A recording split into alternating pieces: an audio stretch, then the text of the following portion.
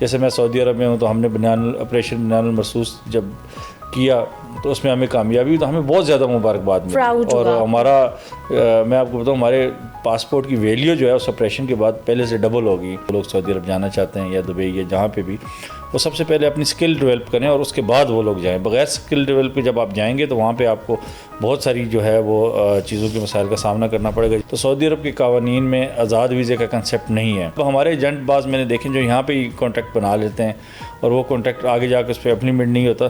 तो बुनियादी चीज़ें ये होती हैं कि हम पूरे कानून को फॉलो नहीं कर रहे होते और जल्दबाजी के चक्कर में हमेशा मारे जाते हैं। प्रमोटर बाज ऐसे होते हैं कि जो वीज़े बेचने के चक्कर में होते हैं, जिनको इस चीज़ की परवाह नहीं होती, तो वो वीज़े जब बेच देते हैं तो आगे बंदा जाके फिर उसको तनख्वाह मिलती है और ना ही काम उसकी मर्ज़ी के मुताबिक होता है। तो इसमें बहुत सारे मसाइल हैं। सऊदी शहरी के नाम पे कारोबार करते हैं तो उसमें आपको टैक्स इतना नहीं है सऊदियों के लिए। अच्छा, यानी टैक्स मार्जिन में अपने आप को बचाने के लिए वहाँ के लोगों के नाम पे करते हैं रास्ता इख्तियार। पाकिस्तानी ख़वातीन जब उम्रे के लिए जाती हैं तो पर्दे का ख्याल नहीं रखती, तो जिसका बाद में वहाँ पे जो मकामी लोग हैं वो मसला डिस्कशन करते हैं, उल्टा हमें बताते हैं हमारे साथ कि यार ये क्या है, किस तरह का माहौल है। तो इस पर हमारी ख़वातीन को जो है पाबंद किया जाए। तो एक तो उम्रा रेगुलेटरी अथॉरिटी हो जिसके अंडर हमारे पास कोई रिकॉर्ड और डेटा, और दूसरा ये जो है तरबियत, जब अथॉरिटी बनेगी तो यकीनन तरबियत का एहतमाम भी होगा। तो ये तरबियत बड़ी ज़रूरी है उम्रा ज़ायरीन के लिए। अस्सलाम वालेकुम, this is me your host Sameer Latif and you watching discover Pakistan podcast. आज के स्टूडियोज़ में, आज के पॉडकास्ट में हमें ज्वाइन किया है चौधरी नूरुल हसन गुजर साहब ने, जो कि सऊदी अरब में मुकीम हैं और ओवरसीज़ पाकिस्तानियों के हक़ में बहुत आवाज़ बुलंद करते हमें नज़र आते हैं।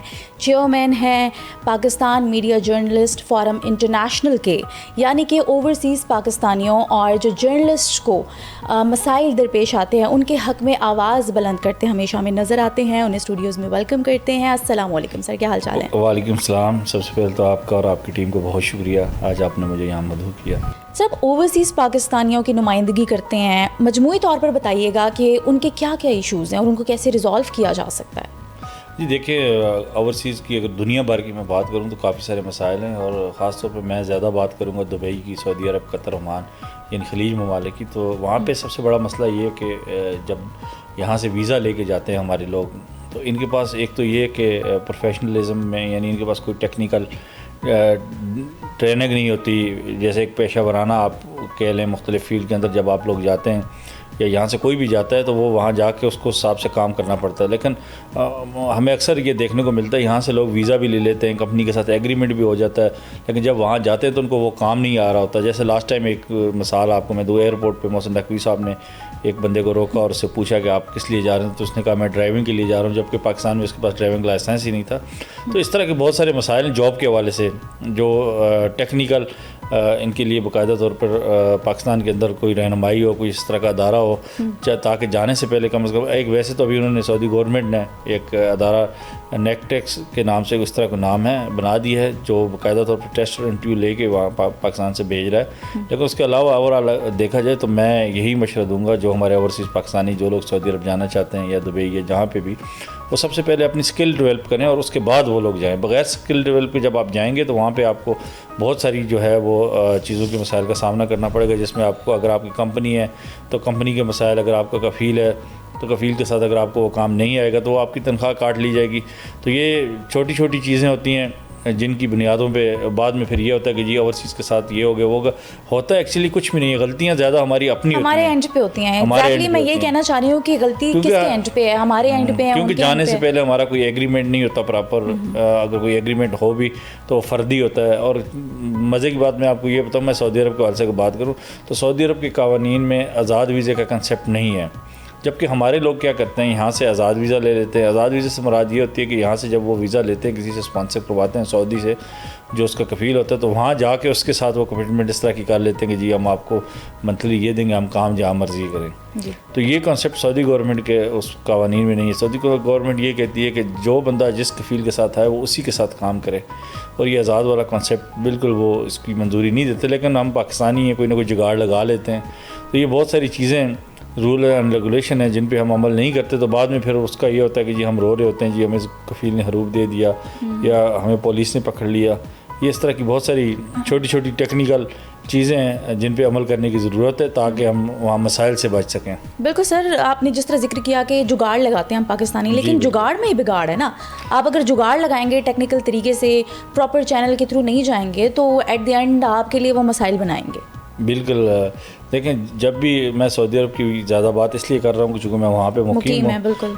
जब भी आप वीज़ा लेते हैं किसी से, तो मैंने अक्सर देखा जब यहाँ पे हम अगर किसी को बात करें कि यार हमने वीज़ा देना, तो वो बंदा फिल फौर तैयार हो जाता है, जी वीज़ा दो आज ही, यानी वो दूसरे दिन जाने के लिए तैयार होता है। लेकिन वो इस चीज़ को नहीं देख रहा था कि वीज़ा है किस चीज़ का, मैंने वहाँ जाके करना क्या, और फिर जाने से पहले यहाँ प्रोटेक्टर और दूसरी तीसरी चीज़ें होती हैं, जबकि इसके लिए बेसिक ज़रूरी होता है जो आपका कॉन्ट्रैक्ट होता है वीज़ा लगाने के लिए। तो अब हमारे एजेंट बाज मैंने देखे जो यहाँ पे ही कॉन्ट्रैक्ट बना लेते हैं और वो कॉन्ट्रैक्ट आगे जाकर उस पर अप्लीमेंट नहीं होता। तो बुनियादी चीज़ें ये होती हैं कि हम पूरे कानून को फॉलो नहीं कर रहे होते और जल्दबाजी के चक्कर में हमेशा मारे जाते हैं। सर, कुछ ऐसी एग्जांपल्स मैंने देखी हैं, बल्कि बहुत एग्जांपल्स देखी हैं कि सऊदी अरब या किसी और कंट्री की हम बात करें, वहाँ की किसी भी कंपनी की तरफ से किसी यहाँ के बंदे को कॉल आती है कि हम आपको वीज़ा भी दे देंगे, ये भी कर देंगे, वो भी कर देंगे, आपके रिहाइश का इंतज़ाम भी कर देंगे। और फिर जब वहाँ जाता है वो, तो उसे पता चलता है कि ऐसा तो कुछ है ही नहीं, ठीक है, क्योंकि पहला महीना तो आपके पास बजट नहीं होता, आप अपनी तनख्वाह के लिए वेट कर रहे होते, तब जाके उनको क्या क्या मसाइल का सामना करना पड़ता है, और आप अपने एंड पे उन इश्यूज़ को किस तरह से रिजॉल्व करते हैं, क्योंकि वो तो बेघर हो चुके होते हैं वहाँ पे। बहुत सारी कंपनीज़ हैं जो प्रॉपर जो एजेंट है पाकिस्तान में, जिनके साथ उनका एग्रीमेंट होता है, माहिदा होता है, और वो एजेंट हमारे पाकिस्तान का एक अदारा है ओवरसीज़ के हवाले से, उसके साथ उसकी एक लिस्ट होती है, रजिस्टर्ड लिस्ट, जैसे जिसके तहत वो ये वीज़ा लगाते हैं, प्रमोटर जिसको हम कहते हैं जी। तो प्रमोटर बाज़ ऐसे होते हैं कि जो वीज़े बेचने के चक्कर में होते हैं, जिनको इस चीज़ की परवाह नहीं होती, तो वो वीज़े जब बेच देते हैं तो आगे बंदा जाके फिर उसको अंदर तनख्वाह मिलती है और ना ही काम उसकी मर्ज़ी के मुताबिक होता है। तो इसमें बहुत सारे मसाइल हैं और इस पे गवर्नमेंट को जो है, हमारी गवर्नमेंट को संजीदा लेने की ज़रूरत है। और ये जो प्रमोटर हैं, मेरा जो ज़ाती राय ये है कि प्रमोटर के बजाय गवर्नमेंट अगर ख़ुद डील करे, जिस तरह मैं अगर इंडिया की मिसाल दूँ तो इंडिया का अगर कोई वीज़ा जाता है तो वो बाकायदा तौर पर गवर्नमेंट टू गवर्नमेंट, और गवर्नमेंट आगे से प्रमोटर में तकसीम करती है। और हमारा ये आलम है कि हमें डायरेक्ट प्रमोटर जो है वहाँ से जो कंपनी है वो हमारे एजेंट से, प्रमोटर से रब्ता करती है कि जी मुझे ये टेक्निकल बंदे चाहिए, ये हमारी रिक्वायरमेंट है। तो वो जब वहाँ भेजते हैं तो उसकी कोई गारंटी नहीं होती वहाँ जाके। एजेंट तो कहता है वो तो 5 लाख ले लिया, 10 लाख ले लिया, अब आगे जाके बंदे को तनख्वाह मिलती है नहीं मिलती, वो एजेंट की जिम्मेदारी नहीं है, कंपनी किस तरह की होती है। तो उसमें फिर ये होता है कि फिर एम्बेसी हमारी कौंसल खाने हैं वो उसमें हेल्प करते हैं, हमारे वहाँ पे वेलफेयर काउंसलर हैं जो लेबर लॉ के वहाँ के कानून के मुताबिक जो है उनको रहनुमाई करते हैं, उनकी मदद करें। और बहुत सारे सोशल फोरम हैं जो उन लोगों की मदद करते हैं जो ऐसे लोग हैं जाके फंस जाते हैं वहाँ पे। तो किस किस्म की आप हेल्प करते हैं? आपके फोरम से कैसे हेल्प होती है? आपके एंड पे को एकोमोडेशन देते हैं, कोई स्पॉन्सरशिप देते हैं, फाइनेंशियल टर्म्स पे करते हैं, या मॉरली करते हैं, या लीगल वे में करते हैं? देखिए, 2 चीज़ें होती हैं। एक तो ये होता है कि कानूनी रास्ता जो होता है वो उनको दिखाया जाता है कि आपका ये मसला है और आप वजारत मेहनत में चले जाएँ, वजारत क़ुव्वत में चले जाएँ, तो ये वहाँ से जाके आपका, यानी उसको लीगल वे में ये उनको उसको गाइड किया जाता है। और दूसरा ये होता है कि हमारी एम्बेसीज़ हैं, हमारी एम्बेसीज़ क्या करती हैं कि जो लोग गलत वीज़े पे चले गए या किसी गलत चीज़ पे चले गए, तो वो उस कंपनी के अगेंस्ट केस करके उस बंदे को या तो आगे दूसरी कंपनी में एडजस्ट करवाने के लिए कोशिश करते हैं या वापस पाकिस्तान भेजते हैं। 2 ही तरीके हैं। बाकी कुछ माली तौर पे भी करते हैं, लेकिन वो लोग करते हैं जो किसी के करीबी, जो कोई करीबी रिश्तेदार हो या कोई इस तरह के लोग हों, उनके लिए माली तौर पर भी किया जाता है। लेकिन ओवरऑल सिर्फ उनकी रहनुमाई की जाती है और एम्बेसी की तरफ से जो है उनको सहूलियात फराहम की जाती हैं। अगर ख़ास तौर पर ख़वातीन के लिए तो ज़्यादा एम्बेसी तवज्जो देती है, और जो मेल है, मेल को भी जो है बाकायदा तौर पे उनको समझाया जाता है कि आप ये अदारे, यानी जहाँ पे वो ज़रूरत होती है वकील की, वो वकील भी देते हैं, जहाँ पे जिस चीज़ की भी ज़रूरत हो तो वो साथ आके खड़े होते हैं, रहनुमाई करते हैं बेसिस हमारी। दैट्स रियली नाइस, माशाल्लाह, you are doing very good. अगला सवाल जो मेरा आपसे है वो ये है कि सर, हम एक सिचुएशन क्रिएट करते हैं कि एक बंदा पाकिस्तान से चला गया, एक कंपनी के थ्रू वीज़ा मिल गया, काफ़ी अर्सा उसने काम किया, लेकिन कुछ माह बाद वहाँ के ही जो लोग हैं, रिहायशी हैं, वो उस बंदे के साथ फ्रॉड कर लेते हैं फाइनेंशियली या किसी भी तरीके से। तो आप इस चीज़ को भी टैकल करते हैं, यहाँ पाकिस्तानियों के जो इश्यूज़ हैं उनको भी देखते हैं?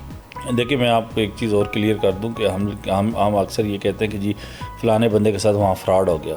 वो फ़्रॉड नहीं होता। फ़्रॉड से मुराद ये होता है कि देखिए, वहाँ पे अगर हमने अपना काम करना है तो हमने अपने नाम पे कंपनी बनानी है। हम क्या करते हैं, हम जाके कफ़ील के नाम पे बिज़नेस शुरू कर लेते हैं, और माहाना कफ़ील को देना शुरू कर देते हैं 5,000 10,000 जितना हमारा बिज़नेस होता है। दी एंड जब प्रॉफिट ज़्यादा होती है तो ज़ाहिर है उसका मालिक तो कफ़ील है, हम तो नहीं है। जब प्रॉफिट ज़्यादा होती है या पैसे ज़्यादा होती है या हालात कुछ हमारे अपने ही दोस्त साथी जो होते हैं, जैसे मैं हूँ, अगर मेरा कोई बंदा है वो कफ़ील के साथ ऐसे हालात मिल के बना देते हैं उस बंदे को, फिर जो दूसरा बंदा उसको कफ़ील फारग कर देता है और जो नया बंदा गया तो उसको एडजस्ट कर लेते हैं। तो ये टेक्निकल तौर पे जो है हमारी अपनी की हुई होती है, फॉल्ट्स होते हैं, फॉल्ट्स होते हैं। होते हैं। अगर आप इसी कारोबार को आप अपने नाम पे करें, सऊदी अरब ने वाज़े तौर पे एक ओपन मार्केट में उसने इस चीज़ का ऐलान किया हुआ है कि कोई भी अजनबी अपने नाम पे कारोबार कर सकता है। पहले तो ये होता था कि बड़ी इन्वेस्टमेंट चाहिए होती थी ये वो, लेकिन अब उसके लिए इतनी बड़ी इन्वेस्टमेंट आपके 25 से 30 हज़ार रियाल लगाएं, अपनी कंपनी खोल लें वहाँ पे। अगर पाकिस्तान में आपकी कंपनी बनी हुई है तो ओके, मतलब आप उसको अगर एक्सपैंड करना चाहते तो आप हैं अपने नाम पे करें, आपको कफील की ज़रूरत ही नहीं है। ज़रूरत नहीं है, अवेयरनेस नहीं है ना लोगों में, आप प्लेटफॉर्म अवेयर कर रहे हैं। अब लोग क्या करते हैं, चूँकि अगर आप किसी सऊदी शहरी के नाम पे कारोबार करते हैं तो उसमें आपको टैक्स इतना नहीं है सऊदियों के लिए। अच्छा, यानी टैक्स मार्जिन में अपने आप को बचाने के लिए वहाँ के लोगों के नाम पे करते हैं, रास्ता इख्तियार करते हैं। यानी एक किस्म से ये शॉर्टकट की तरफ जाते हैं, तो जिसका बाद में नुकसान होता है। टैक्स से बचने के लिए इस तरह के फ्रॉड या इस तरह की चीज़ें होती भी हैं, मैं ये नहीं कह सकता कि 100% नहीं होती। बाद लोग ऐसे होते हैं जो फ्रॉड कर भी जाते हैं, लेकिन ज़्यादा अपनी की कराई जो आती है वो सामने आती है, लोगों को करा सकते हैं। तो ये बहुत सारी चीज़ें हैं।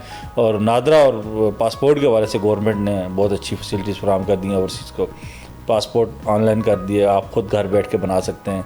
नादरा के आप ID कार्ड अपना खुद घर बैठ ओवरसीज़ पाकिस्तानी के लिए, जी ओवरसीज़ पाकिस्तानियों के लिए। तो ये चीज़ें पहले नहीं थी ना, ये अब मौजूदा गवर्नमेंट ने माशाल्लाह ये कुछ अच्छे काम भी किए हैं। अच्छा सर, आप जो कि ख़ुद सऊदी अरब में रहते हैं और इस साल बहुत से पाकिस्तानियों ने हज की सआदत हासिल की है, इस साल जो हज की सहूलियात है सऊदी अरब की हुकूमत की तरफ से या फिर इंतज़ामात हैं, उसको आप कैसे देखते हैं, उससे आप मुतमईन हैं और क्या तजवीज़ करना चाहेंगे?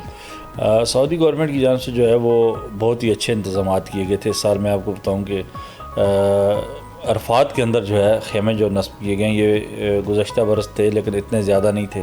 इस दफ़ा उन्होंने कोशिश की है ज़्यादा उजाज कराम को जो है वो खेमे फराम करें और उन खेमों के अंदर बाकायदा तौर पर AC और कारपेटेड मैट्रेस यानी VIP जो है सहूलियात फराम की गई हैं उजाज कराम को। इस दफ़ा सऊदी गवर्नमेंट ने बहुत ही अच्छा इंतज़ाम किया।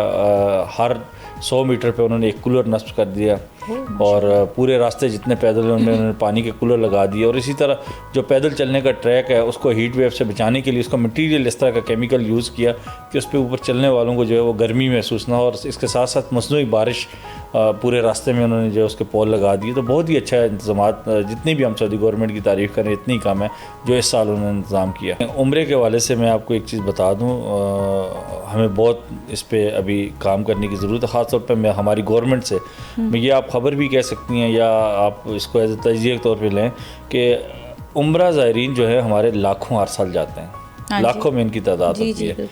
अब ये जो उम्रा ज़ायरीन जाते हैं इनको जो है टिकट और वीज़ा देते हैं हमारे ट्रैवलिंग एजेंट, और वो लेते हैं डायरेक्ट सऊदी वजारत सियाहत से, जो सियाहत की कंपनी है वहाँ पे, वो वहाँ से वीज़ा लेते हैं और इनको। अब उसमें होता क्या है, उसमें होता ये कि ये जो हमारे एजेंट होते हैं ये आपसे अक्सर आपने सुना होगा जी, आपसे VIP पैकेज के पैसे ले लिए 5 लाख, जब आप गए तो आपको होटल गली में मिला थका हुआ, 1 लाख वाला भी नहीं, आपकी रिहाइश ट्रांसपोर्ट सही नहीं। तो इसमें बहुत सारे मसाइल हैं। अब इन मसाइल को कंट्रोल करने के लिए बाकायदा तौर पर जो है इस वक्त हमारी हुकूमत को जो ज़रूरत है वो अशद ज़रूरत है उम्रा रेगुलेटरी अथॉरिटी की। देखिए कोरोना में मैं आपको बताऊं कि 3 से 4 हज़ार उम्रा ज़ायरीन फंस गए जब फ़्लाइटें बंद होगी। तो हमें उस वक्त इस चीज़ का एहसास हुआ। हमारी उस वक्त जो कौंसलेट थी, कौंसल जनरल साहब खालिद मजीद साहब थे, उन्होंने बड़ी एफर्ट से एक हाजी ढूंढ के निकाला कि हमारे पास कोई डेटा ही नहीं था उम्रा ज़ायरीन के लिए। अब एयरपोर्ट से तो डेटा है हमारे पास कि इतने चले गए, अब वापस कितने आए इस चीज़ का कोई डेटा नहीं।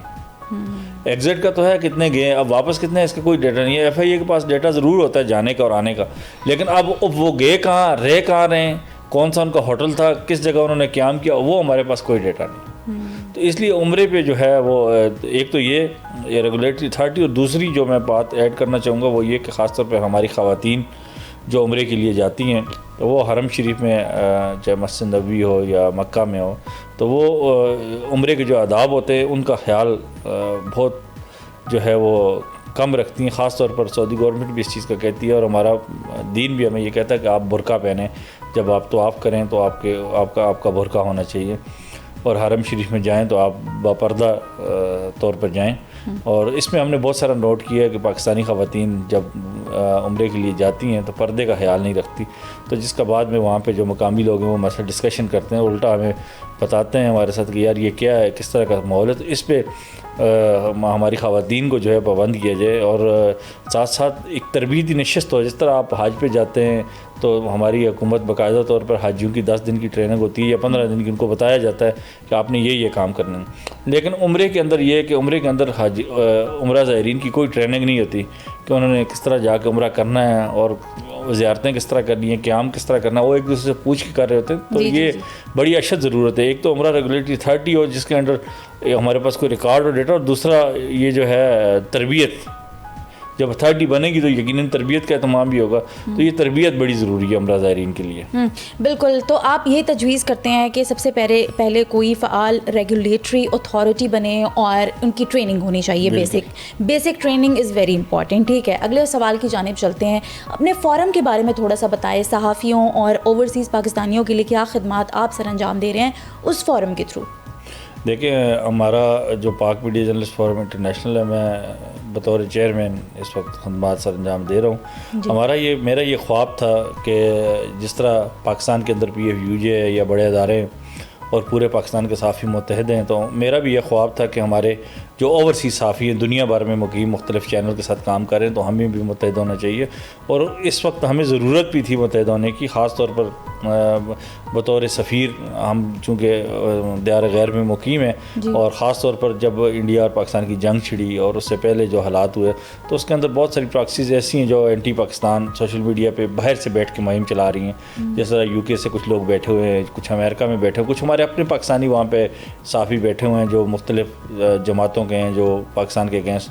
तो अब उन सब चीज़ों को कवर करने के लिए हमारे पास सबसे आसान ऑप्शन यही था कि हमने कहा कि हम क्यों ना अपने उन सहाफ़ियों को मुत्तहिद करें जो दुनिया भर में मुक़ीम हैं, और इस चीज़ का जब कोई नेगेटिव ट्वीट आती है या कुछ चीज़ आती है तो उसका वहाँ से ही अगर जवाब दें तो वो ज़्यादा उससे बेहतर होता है। और दूसरी चीज़ ये कि हम अपना एक पाकिस्तान के इमेज, जैसे मैं सऊदी अरब में हूँ तो हमने ऑपरेशन बनियानुल मरसूस जब किया तो उसमें हमें कामयाबी हुई, तो हमें बहुत ज़्यादा मुबारकबाद मिली। और हमारा मैं आपको बताऊँ, हमारे पासपोर्ट की वैल्यू जो है उस ऑपरेशन के बाद पहले से डबल हो गई। यानी हर कोई हमें इज़्ज़त की निगाह से देखता है कि ये पाकिस्तानी बहादुर हैं और माशाल्लाह जंगजू हैं और ये अपने हर मैदान में जो है जीतते हैं।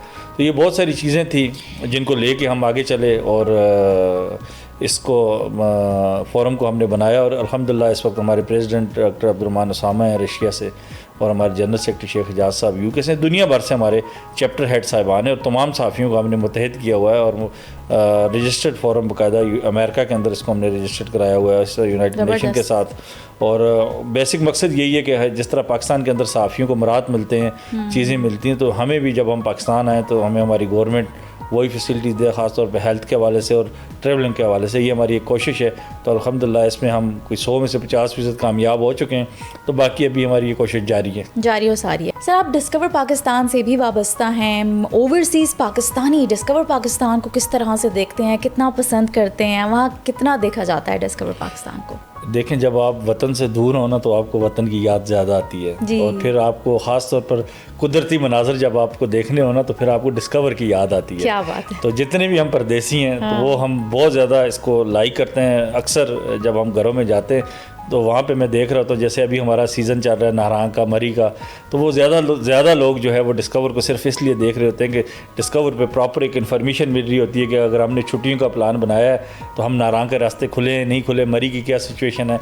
तो माशाल्लाह ना सिर्फ पाकिस्तानी बल्कि सऊदी और दीगर ममालिक में जो लोग हैं, एक तो डिस्कवर के साथ डिस्कवर पाकिस्तान आता है। जब पाकिस्तान का नाम आता है तो हर कोई जो है उसको खुशी से झूम उठता है कि ये चैनल पाकिस्तान का है और पाकिस्तान के लिए काम कर रहा है। तो बहुत ज़्यादा दियार गैर में डिस्कवर पाकिस्तान को लाइक किया जाता है। फैमिलीज़ बहुत ज़्यादा देखती हैं, ख़ासतौर पर हमारे जो प्रोग्राम होते हैं हमारी ख़वातीन बहुत पसंद करती हैं, बच्चे बहुत पसंद करते हैं। और टूरिज़म के हवाले से तो आपको पता है जब भी हम छुट्टियाँ हैं तो हमारा लाजमी प्लान होता है कि हमने मरी जाना है, नारंग जाना है। तो वो वहाँ जब हम वहाँ से देखते हैं ना, आप यकीन माने हमें वतन की याद ताज़ा हो जाती है। बिल्कुल ऐसा लग रहा होता है कि जैसे अभी हम अपने घर पाकिस्तान में बैठे हों। तो ये डिस्कवर पाकिस्तान न सिर्फ हमें पाकिस्तान को दिखाता है बल्कि पाकिस्तान की हमेशा यादें ताज़ा करवाता है। क्या बात है, क्या बात है, माशाल्लाह बहुत अच्छा काम कर रहे हैं आप। आपका बहुत शुक्रिया अपना वक्त देने का। हमारे पॉडकास्ट का इख्तिताम हुआ जाता है। अपना ढेर सारा ख्याल रखिएगा और देखते रहिएगा डिस्कवर।